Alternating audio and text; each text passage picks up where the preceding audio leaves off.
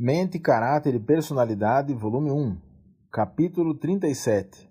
Princípios no estudo e aprendizado. A mente e as afeições têm de ser educadas. Deus deu a razão e as faculdades mentais. Se, porém, forem deixadas ineducadas e despreparadas, deixam o homem tal como se revela no pagão feroz. A mente e as afeições requerem educação e orientação por professores.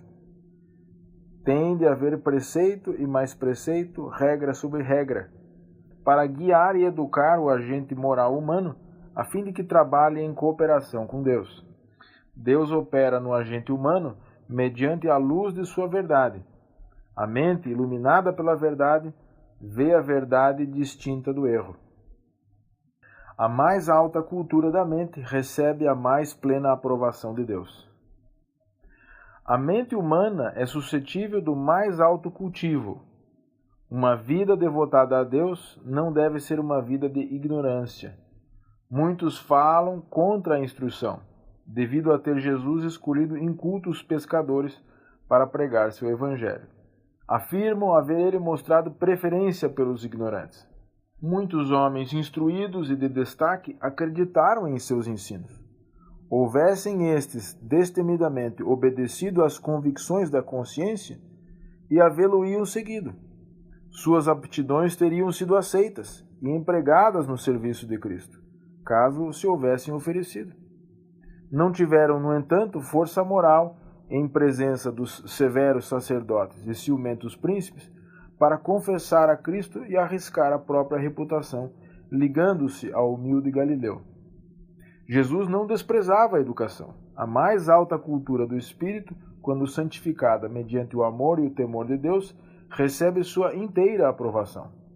Os humildes homens escolhidos por Cristo estiveram com ele por 3 anos, sujeitos à enobrecedora influência da majestade do céu. Cristo foi o maior educador que o mundo já conheceu. Deus aceitará a mocidade com seus talentos e a opulência de suas afeições, caso a ele se consagrem. É-lhes possível atingir o mais elevado grau de grandeza intelectual e, se forem equilibrados pelos princípios religiosos, poderão levar avante a obra que Cristo veio do céu efetuar, sendo assim co-obreiros do Mestre. Não se satisfaz com o trabalho de segunda ordem. O verdadeiro ensinador não se satisfaz com o trabalho de segunda ordem. Não se contenta com encaminhar seus estudantes a um padrão mais baixo do que o mais elevado que lhes é possível atingir. Não pode contentar-se com lhes comunicar apenas conhecimentos técnicos, fazendo deles meramente hábeis guarda-livros, destros artistas, prósperos homens de negócio. É sua ambição incutir-lhes os princípios da verdade, obediência, honra, integridade, pureza, princípios que deles farão uma real força para a estabilidade e o erguimento da sociedade. Ele quer que eles, acima de tudo mais, aprendam a grande lição da vida sobre o trabalho altruísta. A mente deve ser levada mais alto. Sou instruído de que devemos levar a mente de nossos estudantes para mais alto do que agora muitos julgam ser possível. Coração e mente devem ser educados de modo a preservar sua pureza, mediante o receber diário suprimento da fonte de eterna verdade. A mente e a mão divinas preservaram através dos séculos o registro da criação em sua pureza. É a palavra de Deus tão somente que nos dá um autêntico relato da criação de nosso mundo. Esta palavra deve ser o principal estudo em nossas escolas. Aqui podemos entreter conversa com patriarcas e profetas. Aqui podemos aprender o que nossa redenção custou àquele que era igual ao Pai desde o princípio, e que sacrificou a vida, a fim de que pudesse estar diante dele um povo remido de todas as coisas comuns, terrenas e renovado à imagem de Deus. A verdadeira educação combina o intelectual e o moral. O Senhor tem esperado por muito tempo que nossos professores andem na luz que lhes enviou. Há necessidade de humilhação do próprio eu, para que Cristo possa restaurar a imagem moral de Deus no homem. O caráter da educação ministrada precisa ser consideravelmente alterado antes que ela possa dar a devida afeição a nossas instituições. É somente quando as nossas faculdades intelectuais e morais são combinadas para obter educação que é alcançada a norma da palavra de Deus. A verdadeira piedade enobrece e aprimora. Nosso povo de toda parte permite que a mente tome uma direção muito baixa, um ponto de vista muito estreito. Permitem que os planos de agentes humanos os guiem e um espírito mundano os molde, em vez dos planos de Cristo e o Espírito de Cristo. Sou instruído a dizer ao nosso povo: olhai acima do que é terreno, para o celestial. Números não são prova de sucesso. Se fossem, Satanás poderia ter muitas reivindicações. É o grau de poder moral que impregna nossas instituições, nossas escolas e nossas igrejas. Deveria ser motivo de regozijo para todos, desde o mais alto até o menor, representar a Cristo em virtudes cristãs. Aprendam todos os nossos professores que a verdadeira piedade, o amor mostrado na obediência a Deus, enobrece e aprimora. Necessária a integridade. Na formação do nosso caráter, a integridade é necessária ao êxito. Importa haver sincero desejo de executar os planos do construtor-mestre. As vigas empregadas precisam ser sólidas. Nenhuma obra descuidosa, que não seja digna de confiança, pode ser aceita. Isto arruinaria o edifício. Todo o ser deve ser posto nessa obra. Ela requer resistência e energia. Não há reserva para ser gasta em assuntos sem importância. Importa pôr na obra determinada força humana, em cooperação com o obreiro divino. Importa esforço perseverante para romper com os costumes e máximas e companhias do mundo. São essenciais profundeza de pensamento, sinceridade de propósito, firme integridade. Não deve haver preguiça. A vida é um depósito sagrado e cada momento deve ser sabiamente empregado. Questões triviais enfraquecem a mente. O estudante que, em lugar dos amplos princípios da palavra de Deus, aceite ideias comuns e permita que o tempo e a atenção sejam absorvidos com assuntos triviais de lugar comum, verá que a mente se tornará atrofiada e enfraquecida. Ela perderá o poder do crescimento. A mente tem de ser educada de modo a compreender as importantes verdades que concernem a vida eterna. Negócios temporais não devem ser negligenciados. A vida é demasiado solene para ser absorvida em negócios terrenos e temporais, em um remoinho de cuidados e ansiedades pelas coisas terrenas que são apenas um átomo em comparação com as de interesse eterno. Contudo, Deus nos chamou para servi-lo nos afazeres temporais da vida. Diligência nesta obra é tanto parte da religião verdadeira como a devoção. A Bíblia não apoia a ociosidade, que é a maior maldição de nosso mundo. Todo homem e mulher verdadeiramente convertidos serão trabalhadores diligentes. A espécie de homens chamados a ensinar. A causa de Deus precisa de professores que tenham altas qualidades morais, e aos quais pode ser confiada a educação de outros, homens que sejam sãos na fé e tenham tato e paciência, que andem com Deus e se abstenham da própria aparência do mal, que estejam em tão íntima comunhão com Deus que sirvam de condutos de luz, em suma, cavalheiros cristãos. As boas impressões causadas por esses nunca se apagarão, e a educação assim ministrada perdurará através da eternidade. Aquilo que for negligenciado nesse processo educativo provavelmente ficará por ser feito. Quem quer empreender essa obra? Oxalá houvesse jovens cavalheiros fortes, arraigados e firmados na fé, que possuíssem tão viva comunhão com Deus que pudessem, se assim fossem aconselhados por nossos irmãos dirigentes, frequentar nossos colégios superiores de nossa terra, onde teriam um campo mais amplo para estudo e observação. A associação com diferentes classes de espíritos, um conhecimento da operação e dos resultados de métodos populares de educação, e um conhecimento de teologia, como é ensinado nas principais instituições de ensino, seriam de grande valor para estes obreiros, preparando-os para trabalhar em favor das classes educadas e para enfrentar os erros prevalecentes em nosso tempo. Era este o método seguido pelos antigos valdenses. E se fiéis a Deus, a nossa juventude, tal qual a deles, faria uma boa obra, mesmo enquanto ainda estudando, em semear as sementes da verdade em outras mentes. Hábitos corretos deixam impressão sobre o caráter. A formação de hábitos corretos deve deixar sua impressão sobre a mente e o caráter das crianças, para que pratiquem o que é direito. Significa muito colocar tais crianças sob a influência direta do Espírito de Deus, educando e disciplinando-as na doutrina e admoestação do Senhor. A formação de hábitos corretos e a manifestação do devido Espírito requerem fortes esforços no nome e na força de Jesus.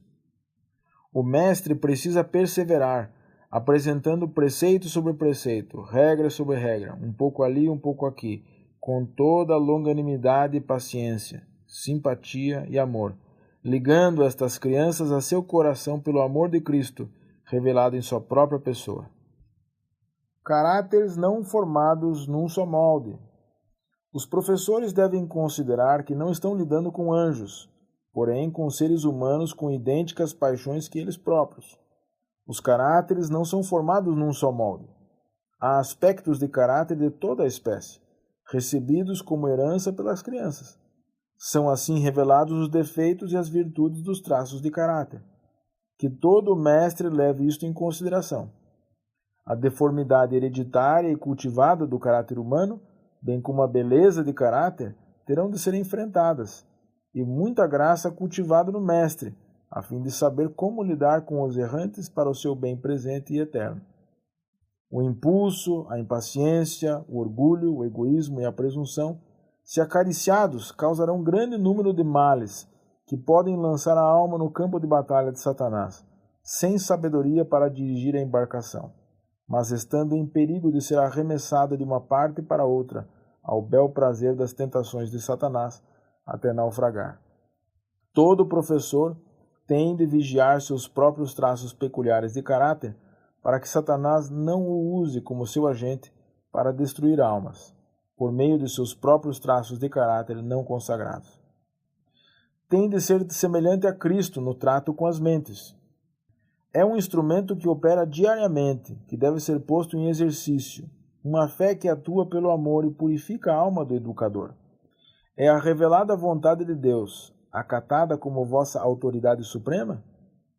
Se Cristo, a esperança da glória, é formado no interior, a verdade de Deus agirá de tal maneira sobre o vosso temperamento natural, que seu poder transformador será revelado num caráter transformado, e não convertereis a vontade de Deus em mentira perante qualquer de vossos alunos, por vossa influência, mediante as manifestações de não santificado coração e temperamento.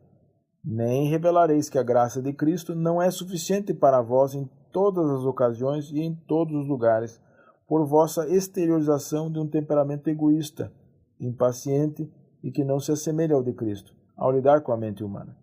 Evidenciareis assim que a autoridade de Deus sobre vós não é meramente nominal, mas em realidade e verdade. Deve haver uma separação de tudo o que é objetável ou não cristão, por mais difícil que seja para o verdadeiro crente. Contínua censura confunde a criança. O céu vê na criança o homem ou a mulher não desenvolvidos, com aptidões e poderes que, corretamente orientados e desenvolvidos, com sabedoria celestial, tornar-se-ão os instrumentos humanos pelos quais as influências divinas podem cooperar, para serem coobreiros de Deus. Palavras ásperas e contínua censura confundem, mas não reformam a criança. Não pronuncieis essa palavra irritada. Conservai vosso próprio espírito sob a disciplina de Jesus Cristo. Aprendereis então a ter compaixão e simpatia para com os que estiverem sob vossa influência. Não vos mostreis impacientes nem ásperos, pois se essas crianças não precisassem educar-se, não necessitariam das vantagens da escola. Elas devem ser pacientes, bondosas e amorosamente ajudadas ao subir a escada do progresso, subindo degrau após degrau na obtenção de conhecimentos. Cuidado na suspensão de estudantes. Tenha cuidado na questão de suspender alunos. É esta uma questão solene. Apenas uma falta muito grave deve autorizar esta disciplina. Deve haver cuidadosa consideração de todas as circunstâncias ligadas ao caso. Estudantes que deixam o lar, perto ou longe, por vezes a milhares e milhares de quilômetros, ficam privados das vantagens do lar. E uma vez expulsos da escola, perdem também os privilégios da educação. Todas as suas despesas têm de ser satisfeitas por alguém que teve esperança e confiança nesses jovens, e de que seu dinheiro não seria empregado em vão. O estudante entra em tentação ou cai nela, e então deve ser disciplinado pelo erro cometido. Ele sente agudamente que seu registro esteja manchado e decepciona os que confiaram em que ele desenvolvesse o caráter sob influência da educação da vida escolar, que pagarão tudo o que foi investido em seu favor. Mas suponhamos que ele seja suspenso por mau procedimento. Que fará ele? Seu ânimo está na mais baixa maré, nem mesmo o brio ele cultiva. Ele representa uma despesa e perde-se tempo precioso. Quem é terno e bondoso e sente preocupação por estas almas? Não admira que Satanás se prevaleça das circunstâncias. Eles são lançados no campo de batalha de Satanás e são chamados em exercício os piores sentimentos do coração humano, que se fortalecem e se confirmam. Evitar criar sentimentos de injustiça. Quando esbarras com elementos manifestos por aqueles que não possuem a religião bíblica, mas apenas uma profissão, não te esqueças de que és cristão. Rebaixas muito a tua influência e manchas tua própria vida cristã quando perdes o domínio próprio e lhes dás a mínima ocasião de pensar que os maltrataste. Não produzas esta impressão na mente deles, se for possível evitá-lo. Neste tempo de graça, estamos formando nosso caráter para a vida futura e imortal. Isto, porém, não é tudo, pois nesse mesmo processo de formação do caráter, devemos ser extremamente cautelosos quanto a como construímos, pois outros construirão segundo o modelo que lhes deixamos. A mente tem de ter alimento puro. A mente, como o corpo, deve ter alimento puro, para que tenha saúde e força. Dai a vossos filhos algo em que pensar, que esteja fora e acima deles mesmos.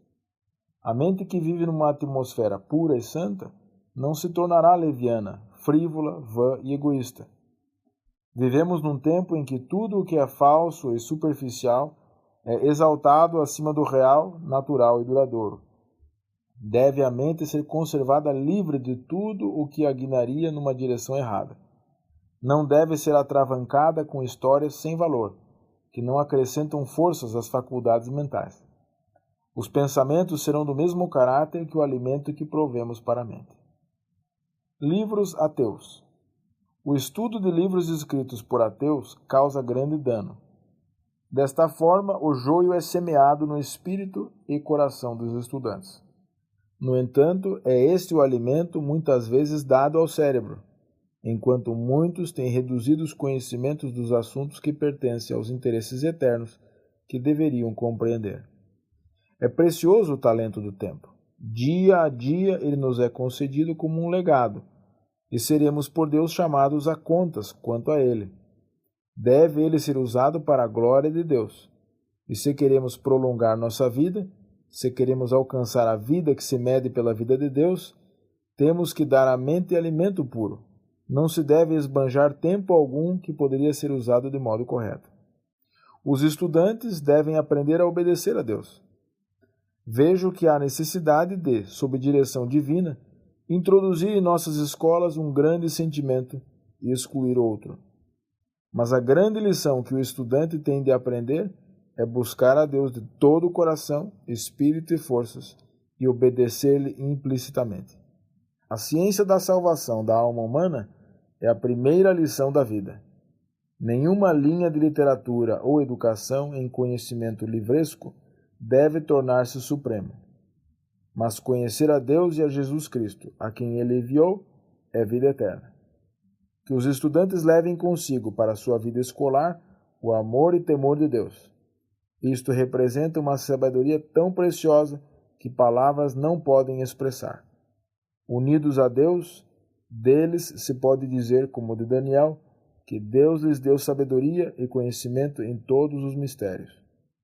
A erudição é boa coisa, é desejável a sabedoria de Salomão, mas a sabedoria de alguém maior que Salomão é muito mais desejável e necessária.